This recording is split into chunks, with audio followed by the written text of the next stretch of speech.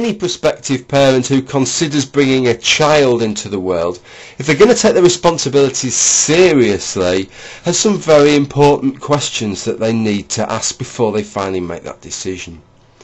If you're a prospective Christian parent who adopts quite a literalist stance that if you don't accept Jesus as your saviour, that you are going to burn in hell for all of eternity, then there's another question that you have to ask on top of all these other questions that any other parent would ask.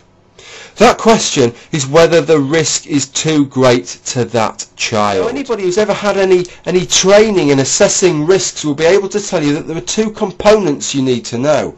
What are the chances of the risk happening, and just how bad is it going to be if it actually happens? So let's deal with those things separately. Firstly, let's consider what the chances are of it actually happening. What are the chances of a pair of good Christians who accept Jesus Christ as their saviour and worship him? What's the chances that their offspring may deviate from that path and might not adopt that policy?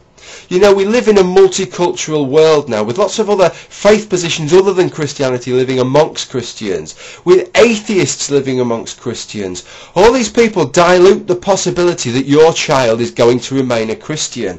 There is every possibility nowadays that your child may deviate from the path of Christianity, that may not accept Jesus Christ as their saviour and may end up in hell. There is a very, very real chance of this happening. This happens all the time. Christians convert to other religions. Christians become atheists. So the probability of this happening is really quite high. It's maybe not over 50%, but it's still very, very high. If you had 10 children, there's probably a good chance that 1 or 2 of them are going to succumb in this kind of a manner. So let's say they do succumb. Just how bad is it going to be that your child has gone to hell?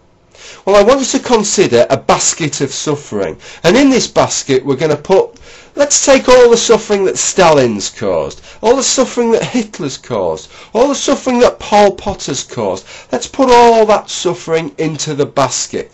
I tell you what I'm going to ask you to do. I'm going to ask you to pick 7 more people. 7 more truly evil people who have caused suffering. And I want you to put all the suffering that they've caused into this same basket. It's a pretty weighty basket of suffering we've got now. If we all try and imagine just how much suffering that is, it's hard to get your head round.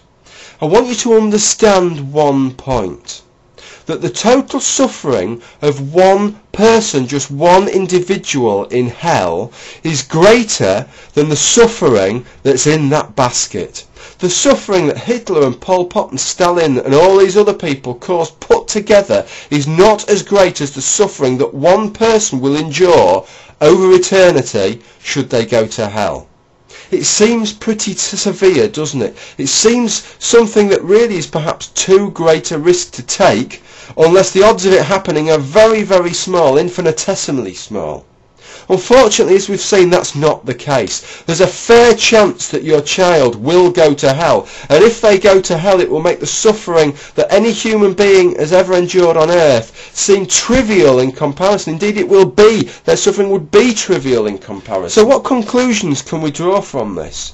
Well, any prospective Christian parent who believes that unless you accept Jesus as your saviour, you're going to burn in hell for all eternity, shouldn't need me to tease out the conclusions from them. Clearly, from what I've said, the risks are way too great, and the punishments, the risks of getting it wrong, are way too great. It would be an act of unspeakable wickedness to bring a child into the world given the dangers. It would not be a moral act for you to have a child. You need to make the decision now not to take the risk. You need to make the decision not to have a child. It is the only moral decision that you can make.